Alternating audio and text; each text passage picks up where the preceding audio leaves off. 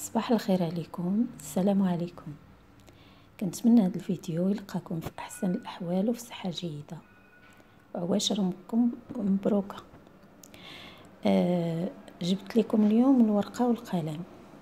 احنا كيكونوا عندنا افكار تطيح عليك الفكره. سبحان الله، الفكره كتجي هكاك. كيكونوا عندك مجموعه ديال الافكار في راسك وكتكون لك واحد الفكره، كتجي شي حاجه كتعطيك هذيك الفكره.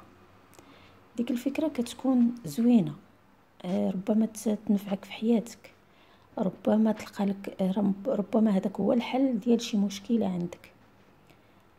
فيما طيح عليك هذيك الفكره، حطي سيري تجري الورقه والستيلو، كتبيها غادي تنفعك. هذيك الفكره غتكوني محتاجاها 100%.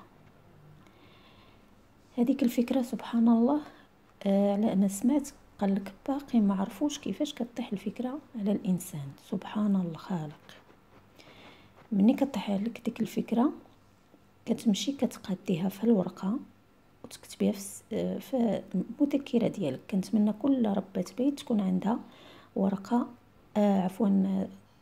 دفتر بحال هذا، مذكره هذه راه صغيره تتبان لكم كبيره، والستيلو. كتبي اختي هذيك الفكره، ربما غتنفعك و100% غتنفعك، لحقاش تيكونوا الافكار في راسك، وهذيك النقطه اللي كتجي هي اللي كتكمل لك هذيك الفكره.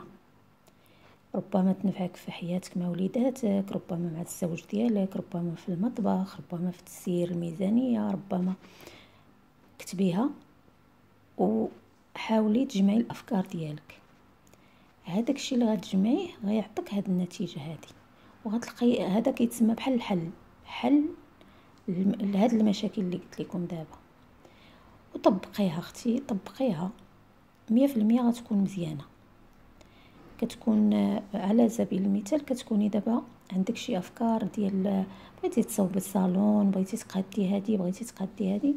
مني كتشوفي واحد الاخت، بالاخص في يوتيوب دابا كلشي كيشوفوا، شاف جا حتى صدفه جاك واحد الفيديو ديال الاخت كيفاش اقتصدت شويه في الميزانيه وهذه وقادت وخدات الصالون. انت غتاخدي هذيك الفكره، هذيك هي النقطه باش غتبداي.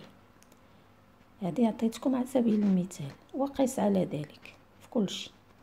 في تربيه الاطفال ربما يطيح لك شي حاجه شتيها في التلفازه هكا، شي وليد ما شاء الله نجح في حياته، قال قصه حياته هكا في التلفازه.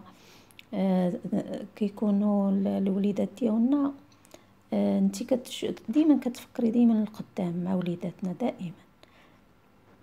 مني كتشوفي داك المثل قدامك صافي كتاخدي الفكره، تقولي هذه الفكره زوينه. نقول لكم ثاني مثل. واحد السيده ولدها كان صغير، ديك الساعه تكون عنده شي 4 سنين.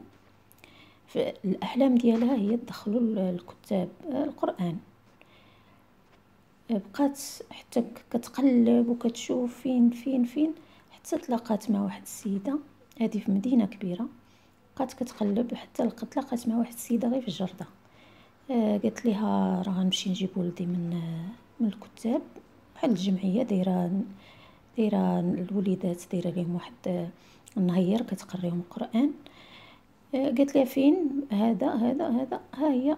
لقات هاد السيده مشات نيشان هزت ولدها قيداتو في هذيك الجمعيه.